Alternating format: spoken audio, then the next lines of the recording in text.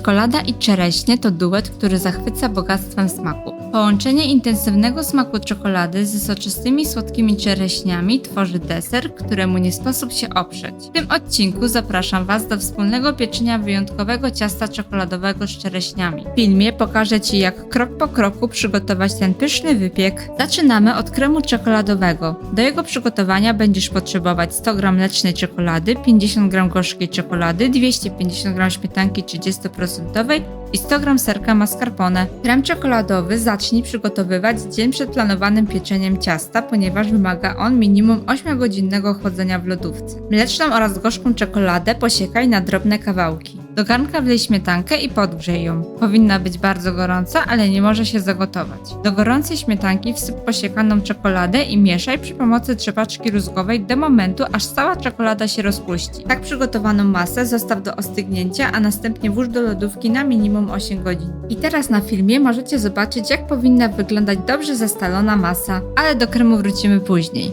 Kolejny dzień zacznij od upieczenia ciasta czekoladowego. Do jego przygotowania będziesz potrzebować 150 g czekolady gorzkiej o zawartości masy kakaowej około 60%, 100 g masła czy jajka o rozmiarze M, 80 g cukru, 80 g mąki pszennej i 2 łyżeczki proszku do pieczenia. W małym rondelku umieść masło pokrojone na małe kawałki oraz połamaną czekoladę. Następnie włóż ten rondelek do większego garnka wypełnionego gorącą wodą. Całość podgrzewaj do momentu, aż masło i czekolada całkowicie się rozpuszczą. Zdejmij z ognia i zostaw do ostygnięcia. Masa powinna być zimna, ale nie może zastygnąć. Do kolejnych kroków powinna wciąż być płynna. W misce wymieszaj proszek do pieczenia z mąką.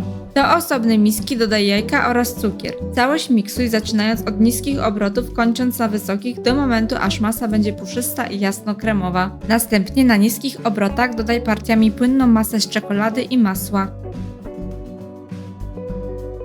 Gdy dodasz całą masę czekoladową, zwiększ obroty i miksuj do momentu, aż składniki dobrze się połączą. W kolejnym kroku ponownie zmniejsz obroty i dodawaj partiami mąkę z proszkiem do pieczenia.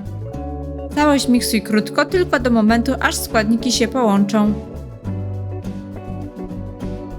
Tak przygotowaną masę wylej na tortownicę wyłożoną papierem do pieczenia. Wierzch ciasta wygładź, a następnie stuknij tortownicą kilka razy o blat, aby masa dobrze się rozprowadziła. Piecz w piekarniku rozgrzanym do 180 stopni od 25 do 30 minut w trybie góra-dół. Możesz skontrolować, czy ciasto jest gotowe przy pomocy wykałaczki.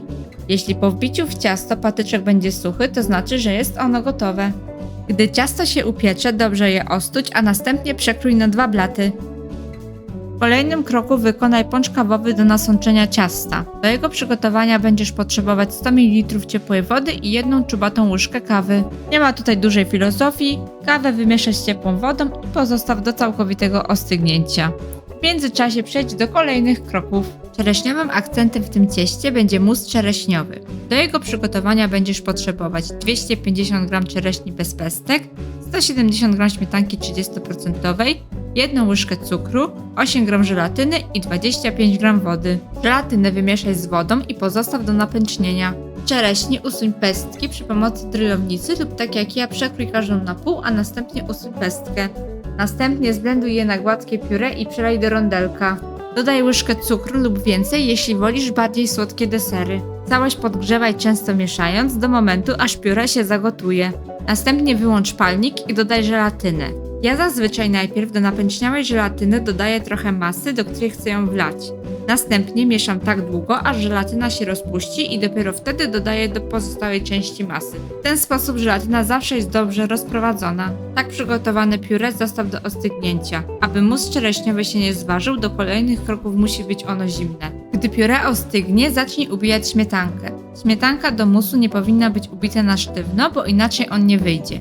Gdy na masie będą pojawiać się mazy od miksera, ale konsystencja śmietanki będzie na tyle płynna, że będzie spadać z łyżki, to znak, aby przestać miksować. Do kolejnych kroków mikser nie będzie nam potrzebny. Resztę musu przygotujemy przy pomocy trzepaczki rózgowej, aby uniknąć jego zważenia.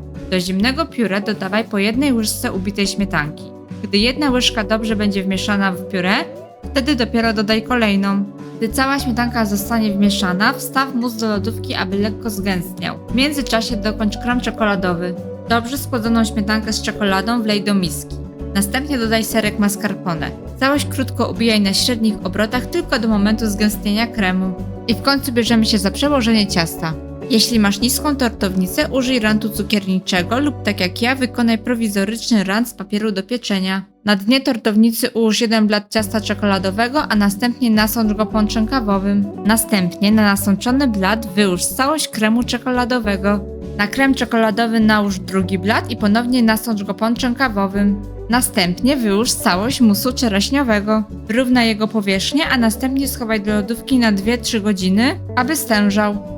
Ciasto zwieńczy galaretka z czereśniami. Do jej przygotowania będziesz potrzebować 80 g czereśni bez pestek, 1/2 opakowania galaretki czereśniowej lub wiśniowej oraz połowę wody podanej przez producenta na opakowaniu galaretki. Galaretkę dodaj do gorącej wody i całość wymieszaj. Tak przygotowaną galaretkę ostudź, a następnie włóż do lodówki, aby trochę stężała. Na cieście ułóż czereśnie. Następnie wylej tężejącą galaretkę. I tak przygotowane ciasto włóż do lodówki. Gdy galaretka całkiem stężeje, będzie ono gotowe. Mam nadzieję, że ten przepis przypadł Wam do gustu i spróbujecie go w swojej kuchni. Jeśli podobał Wam się ten film, nie zapomnijcie dać kciuka w górę i zasubskrybować kanału, aby nie przegapić kolejnych przepisów. Dziękuję za oglądanie i do usłyszenia w kolejnym filmie. Pa, pa!